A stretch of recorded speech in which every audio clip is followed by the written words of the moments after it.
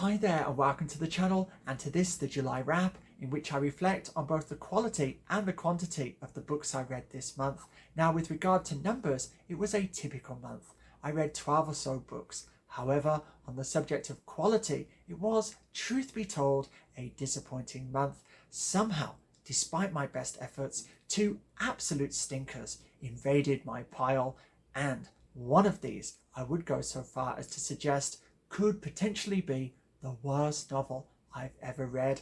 Full details to follow. However, before we begin, I just wish to introduce a special guest for this July wrap. It is a grasshopper I encountered on my walk to work today, and I found it so beautiful I thought I would make a brief video of it and share it with you. So take a look at the magnificent paint job nature has applied to this insect, and I will rejoin you shortly.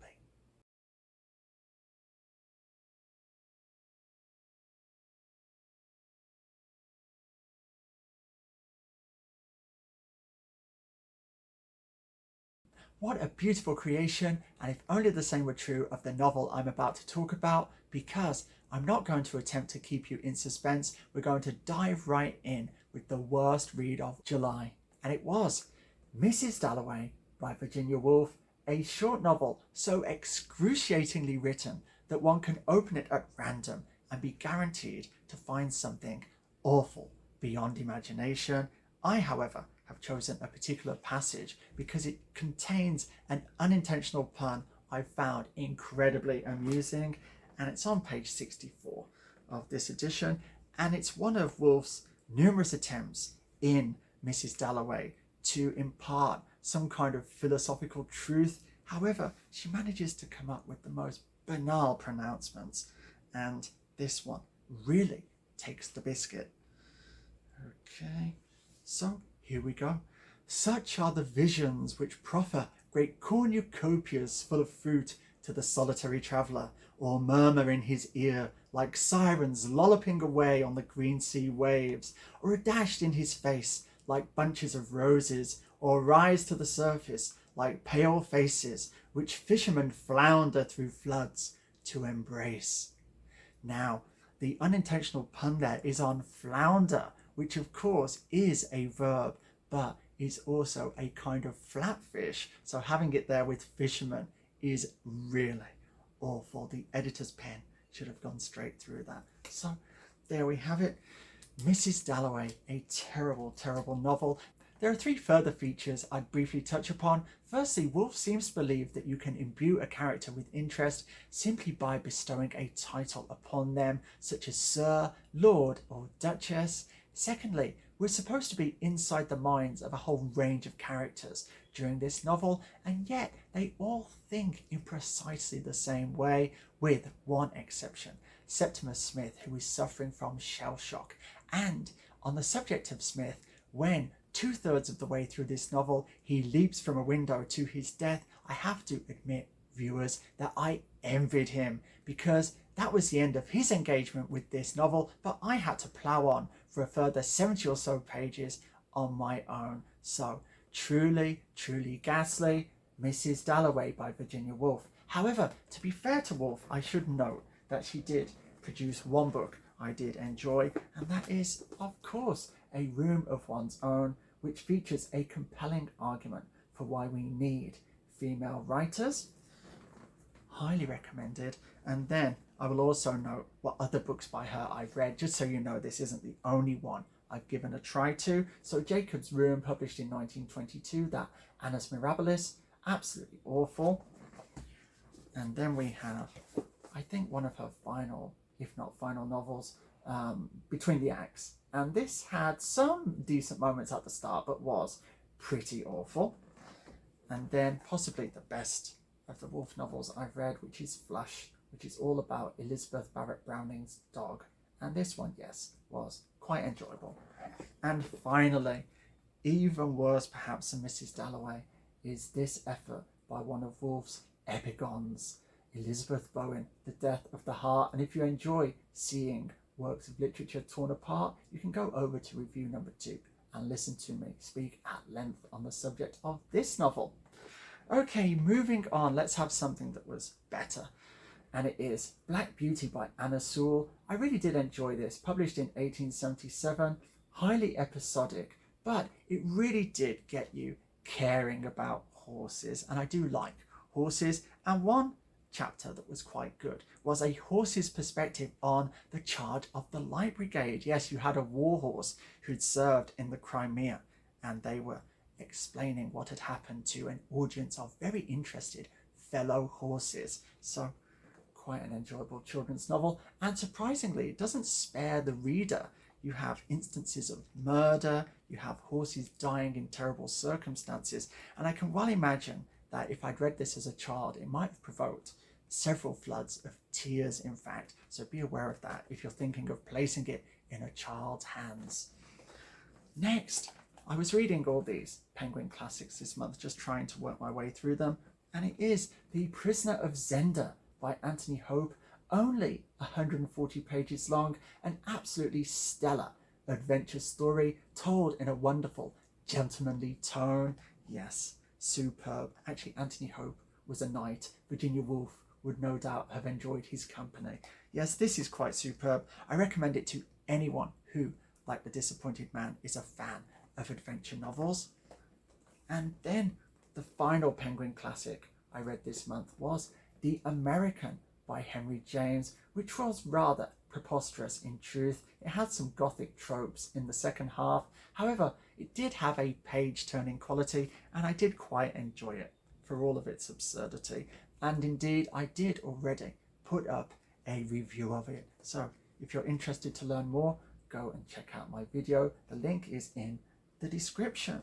And now, the second stinker I read in August, and I really did not expect this, but it was The Immoralist by one of my favourite writers, Gide, and this is the counterpart. It forms a pair with Straight is the Gate, and this was absolutely wonderful. I spoke about it in review number 31, so if you want to know more, you can look at that. Yes, highly recommended. However, The Immoralist occupies the same kind of artistic terrain as Lolita and Thomas Mann's Death in Venice. It's very unpleasant in its subject matter, which is basically a man torturing his wife to death, really, because she's dying of tuberculosis and he's hurrying her through all these various destinations and watching the terrible effects it's having on her health. And why is he doing this? Because basically he's pursuing young boys for sexual purposes, presumably in these various locations. So I found it very off-putting. Straight is the Gate is all about selflessness, and this novel is all about selfishness. And so no, I really did not enjoy The Immoralist. Next we have this, Dostoevsky's Poor Folk and Other Stories. 4 short stories in here, 2 of which I read, the shortest ones. First of them was Pozunkov, in which an employee plays a rather mean-spirited prank on his employer, which backfires in spectacular fashion. And then there was Mr. Prokharchin. This was a really intense story about a gentleman losing his mind in a doss house, and those people who are watching him as he disintegrates, and after his death there's a very unexpected turn of events. The intensity of that story was absolutely magnificent, and if I'd read the other 2 in here, I'm pretty confident that this would have been my book of the month. However, I strongly recommend checking out Poor Folk and Other Stories. Next we have Henry James again. I'm not going to let up in terms of my obsession with reading all of Henry James's novels, and this time it is The Spoils of Poynton, the first novel of Henry James's later stage, and this was in truth the very best of the ones I've read so far. It's highly dialogical, and what goes on in here is a young girl is mediating between a mother and her son who are in dispute over all of the furnishings at the house, the titular Poynton, which upon his plan to marry, the mother has basically spirited away from the house to a cottage out in the country, and so her son's prospective bride is kicking up about this, and as I said, the young woman is attempting to mediate between mother and son. However, she has her own secret that she is deeply in love with the son. And I'm just going to read you a section of this to see if it tickles your fancy. In this passage, Fyodor is meditating upon the fact that she is in a position to break up Owen's engagement to Mona and potentially take Mona's place, and why, for that reason, it would be wrong of her to do so. If he was in a plight, he must get out of the plight himself. He must get out of it first, and anything he should have to say to anyone else must be deferred and detached. She herself, at any rate, it was her own case that emerged, couldn't dream of assisting him save in the sense of their common honour. She could never be the girl to be drawn in. She could never lift her finger against Mona. There was something in her that would make it a shame to her for ever to have owed her happiness to an interference. It would seem intolerably vulgar to her to have ousted the daughter of the Brigstocks, and merely to have abstained even wouldn't sufficiently assure her she had been straight. Nothing was really straight but to justify her little pensioned presence by her use, and now, won over as she was to heroism, she could see her use only as some high and delicate deed. She couldn't, in short, do anything at all unless she could do it with a degree of pride, and there would be nothing to be proud of in having arranged for poor Owen to get off easily. Nobody had a right to get off easily from pledges so deep and sacred. How could Fyodor doubt they had been tremendous, when she knew so well what any pledge of her own would be? If Mona was so formed that she could hold such vows light, this was Mona's particular affair. To have loved Owen apparently, and yet to have loved him only so much, only to the extent of a few tables and chairs, was not a thing she could so much as try to grasp.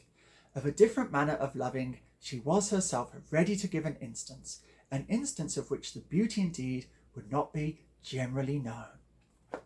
Superb writing, I'm sure you'll agree, and truly necessary after reading Virginia Woolf. Really point me in the direction of any of Woolf's writing which can measure up to passages like that from Henry James. The Spoils of Poynton, a superb read in truth. And now, moving on, we have some non-fiction. It is pages from the Goncourt journal, and this is a well-known book in French letters, and it is the journal kept by two aristocratic brothers who were heavily involved in publishing. Indeed, the Goncourt Prize remains France's most prestigious literary prize to this day. I've only dipped into this, but it is very enjoyable. There are many scurrilous anecdotes about famous personages in here to enjoy. Staying with France, also non-fiction, this scholarly book, Literary France by Priscilla Parkhurst Clark, was excellent. The best introduction I've read to French literature, and I've tried a considerable number of introductory texts, so this is highly recommended. Borrow it from the library or try and pick up a copy cheap online. Yes, very good indeed, very informative. And staying with French literature, the Cambridge Companion to the French Novel. Now, this is rather hit and miss, as one would expect, because these are all anthologies. So the first chapter, no, I didn't find it very useful, but chapter 2, indeed, the invention of the modern French novel, that was highly informative. So again, if you can pick this up used or online, or they have it in your library, strongly recommended for getting into French literature. And we're back to fiction, and these last two I haven't finished reading, but this is a collection of short novels by Joseph Conrad, and like Henry James, I intend to review every one of this writer's novels for the channel, and what I'm reading in here is his debut, Almayer's Folly, and I'm about 5 chapters in, and it is a superb piece of writing. I will say no more, but this is a very nice book. It's got 5 or so short novels in there. And finally, a contemporary, a friend, in fact, of Henry James. It is the wonderful Edith Wharton, and similarly, I'm 5 or so chapters into The Age of Innocence. I have to say, this does start incredibly slowly. Okay, so just bear that in mind if you're thinking of picking it up. And there we have it. That is everything I read in July. And so what I have to do now is pick out my book of the month. And looking through them, I'm going to choose 2 this time. It's my channel, so I make the rules, and they are Henry James, The Spoils of Poynton, just superb. What a writer, in total command of his art. Yes, Henry James. Excellent. That is my book of the month. But I'm also going to add this too, because I really devoured this, and it contained so many facts which were beneficial to deepening my understanding of many aspects of French literature. So I'm so grateful to have discovered this in a used bookstore here. Yes, Literary France, also one of my books for July. As ever, thanks to everyone who viewed my videos in July, who liked, commented, subscribed and shared, which I always truly appreciate. I'm amazed when I see how many shares there have been. All that remains now is for me to bid you farewell in my customary fashion. So until the next time, be safe, be strong, nanu nanu.